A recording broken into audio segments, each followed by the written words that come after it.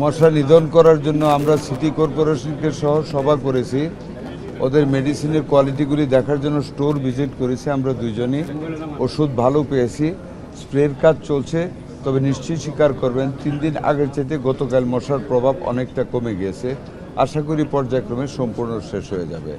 একটা কথা মনে রাখতে হবে যে অ্যাডাল্ট মশাগুলি অলরেডি অ্যাডাল্ট হয়ে গেছে, তাদের গা পর্যন্ত কিন্তু ওষুধটা পুষতে হয়। অনেক সময় দেখা যায় বাড়ি ঘরের পিছনে, বাড়ির ভিতরে, অ্যাপার্টমেন্টের ভিতরে চুপায় চাপায় লুকিয়ে থাকে। আমাদের লোকজনকে কিন্তু বাড়িওয়ালারা সেখানে ঢুকতে দেয় না। আমরা বাইরের মশাগুলি মরলে আবার ভিতরের মশাগুলি এসে প্রজনন বাড়ায়, বৃদ্ধি করে। এই কারণে একটু টাইম লাগে, তবে অনেকটা ইট ইজ বিং রিডিউসড, কমে যাচ্ছে। আর যেটা লার্ভা ডেঙ্গুর মশা, ওইটা পানিতে, ওইটা তো আমরা ডিঙ্গি দিয়ে এবং স্পিড বোট দিয়ে পানিতে দেওয়ার ব্যবস্থা করেছি পৌরসভার।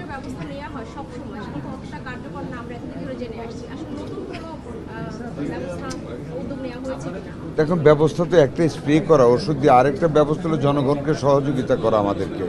এই যে টায়ার, পুরানো টায়ার, কন্টেইনার, ডাবের আইচা, হ্যাঁ, টপ, এগুলি ফেলে রাখে যেখানে সেখানে, বাড়ির ভিতরে আমরা যেতে পারি না।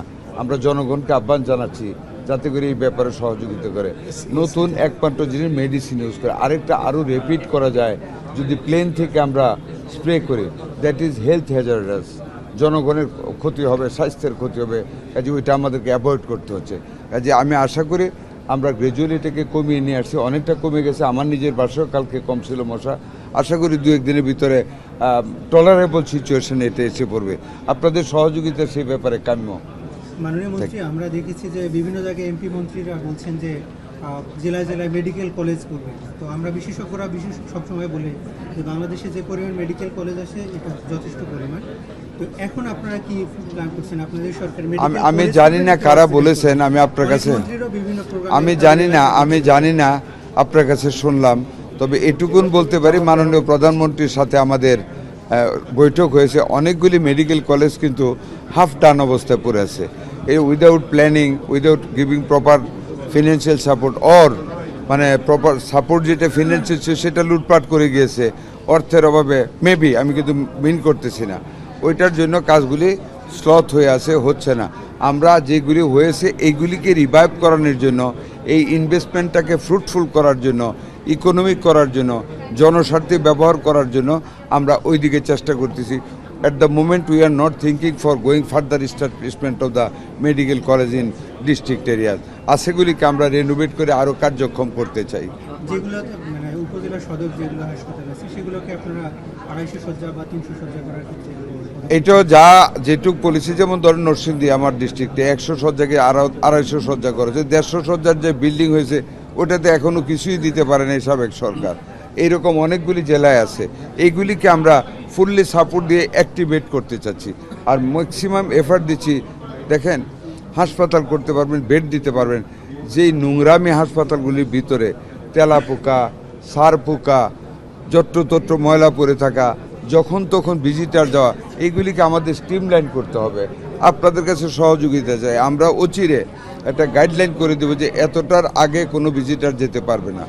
আর আউটসোর্সিং করে হলেও পরিষ্কার পরিচ্ছন্নতার দিকে আমরা এখন তীব্র দৃষ্টি দিচ্ছি, যাতে পরিষ্কার পরিচ্ছন্ন রেখে রুগীদের মনটা যাতে ভালো রাখা যায়।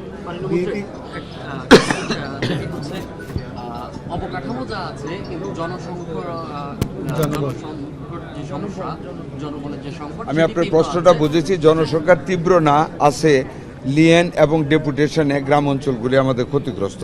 এগুলিকে রিসাফল করে আমরা কিভাবে স্ট্রিমলাইন করা যায় সেই চেষ্টা আমরা আমাদের কিন্তু মাত্র 7 দিন হয়েছে, মাত্র 7 দিন চলছে অফিস ডে। আমরা পদক্ষেপ নিচ্ছি ইনশাল্লাহ। এগুলি আমরা রিসাফল করবো, যেখানে জনবল দেওয়ার কথা দিব। আপনারা নিশ্চয়ই দেখেছেন আমাদের মাননীয় প্রধানমন্ত্রী ঘোষণা করেছেন, আমরা ছিলাম সেই বৈঠকে।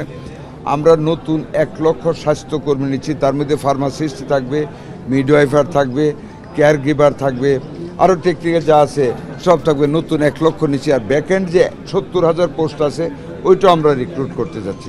We want to give full support to the health sector, যাতে করতে আমাদের জনগণ যাতে সুন্দরভাবে স্বাস্থ্য সেবাটা পায়। ধন্যবাদ। উপজেলা স্বাস্থ্য কেন্দ্রগুলোতে অভিযোগ থাকে মানুষের সেখানে ডাক্তাররা সবসময় থাকেন না, সেই বিষয়ে আপনাদের সরকারের পক্ষ থেকে আমার মাননীয় প্রতিমন্ত্রী সাহেব বলবেন। আমরা তো গেছি, ভিজিট করছি। বলেন আবার। উপজেলা স্বাস্থ্য কেন্দ্রগুলোতে সবসময় ডাক্তার থাকেন না, অনেক সময় অনুপস্থিত থাকেন, এটাই সাধারণ মানুষদের অভিযোগ।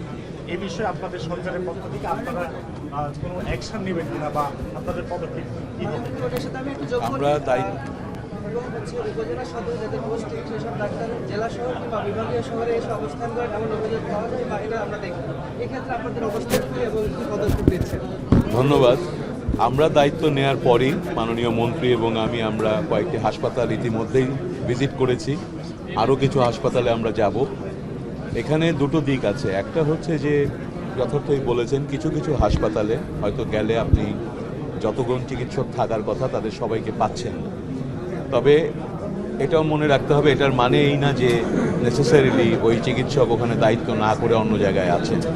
আমাদের এখানে অনেক ডাক্তারই ডেপুটেশনে এবং লিয়েনে লেখাপড়ার জন্য, উচ্চশিক্ষার জন্য বিভিন্ন জায়গায় পোস্টেড থাকেন। সেটা একটা কারণ যে অনেক জায়গায় গিয়ে যতগুলো ডাক্তার ততগুলো পাওয়া যাচ্ছে না। দ্বিতীয়ত আমাদের এখানে জনবলের সংকট আছে, সারা দেশেই আমাদের যে পরিমাণ ডাক্তার প্রয়োজন সেই পরিমাণ ডাক্তার নেই। আমাদের এখনও শূন্য পদ আছে, আমরা সেগুলোর উপরে কাজ করছি। সুতরাং ঢালাওভাবে বলা যাবে না, ডাক্তাররাও পরিশ্রম করছেন, তারাও বিভিন্ন জায়গায় সেবা দিচ্ছেন বলেই এখনও প্রতিদিন কিন্তু সরকারি ব্যবস্থা থেকে লক্ষ লক্ষ মানুষ চিকিৎসা নিচ্ছেন।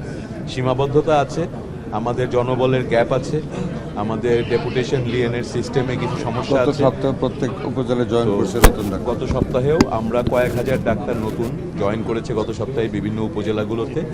সুতরাং এই বিষয়গুলোতে আমরা নজর দিয়েছি, অতি দ্রুতই আপনারা এখানে পরিবর্তন এবং সেটার ফলাফল দেখতে পাবেন বলে আশা করি।